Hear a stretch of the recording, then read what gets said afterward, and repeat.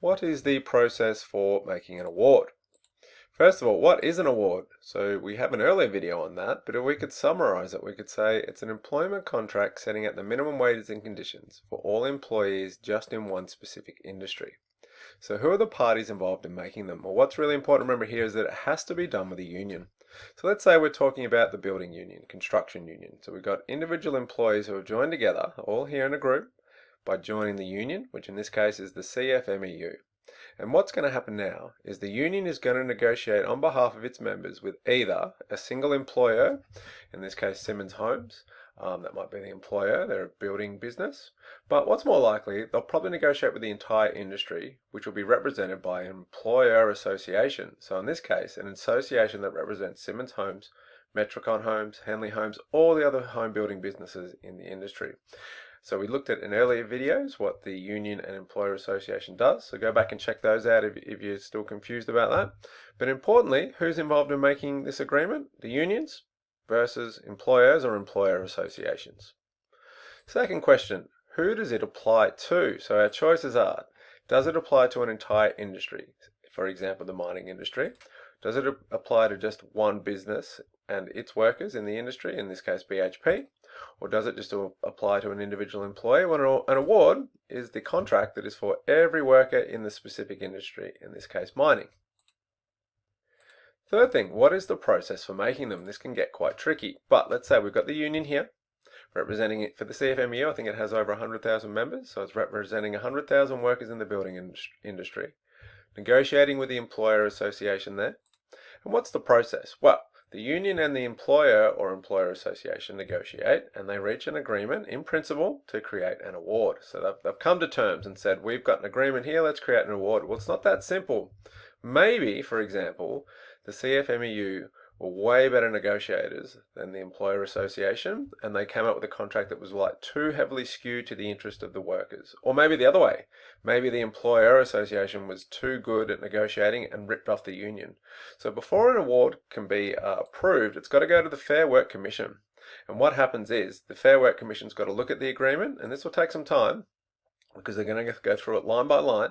And then when they're happy with it, they're going to approve or ratify the content. And what they're saying is it meets all legal requirements.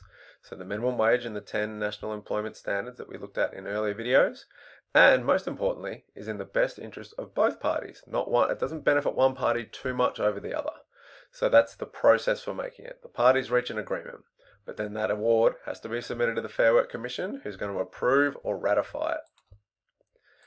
What about the content? What is in it? Well, we know every contract's got to cover the minimum wage and the 10 minimum working conditions. Awards also have to cover some other things, like these have to be in there. They've got to cover things like meal breaks. So, for example, in the last couple of years, many employees at McDonald's have said, we're not getting our proper meal breaks. Well, an award should specify that, should it be 10 minutes every 4-hour shift or an hour plus 10 minutes if you work 7 hours, something like that. It will also should specify the holidays and leave that each employee in the industry gets. And this one's really important too. What penalty rates and allowances will apply for working weekends and overtime? So do the employees in that specific industry get more for working weekends and overtime? If they do, that will be in the award. And this one, we'll look at this later in a separate topic. It's got to have procedures to resolve any grievances and disputes and terminations. It will also have the amount of superannuation and the amount of annual leave and leave loadings that apply. The parties, however, can also include any other clauses they want, but these are the things that it's got to cover. What is the role of trade unions? Well, that's a very important thing with an award because you cannot have an award, as we looked at earlier, without a union. It's the union negotiating on behalf of all its members for the entire industry with the employer association. So we'll say the role of trade unions is that they are essential. They are required to negotiate the contents at the Fair Work Commission, and an award can't be made without the involvement of the union. And lastly, what is its duration? How long does an award last? Well, this is kind of a theory one because, to be honest, if you look at them in the real world, they never this doesn't really happen. But let's say we negotiate an award here. This is today. How many years will it apply for? Well, if both parties are happy with its content, it can technically last forever. And that's what we find. So, but nominally, it's 4 years. That's how long it can last for. But what happens is, After 4 years, the Fair Work Commission says to the union and the employer/employer association, sit down, have a look at the contents. If you're happy with how it is, we can just roll it over forever.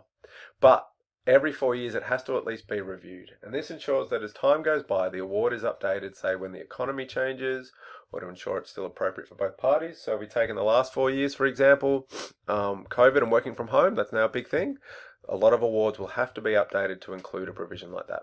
So our answer there is an award lasts for 4 years, but it can be renewed or rolled over if both parties are happy with it, technically, ongoing or indefinitely.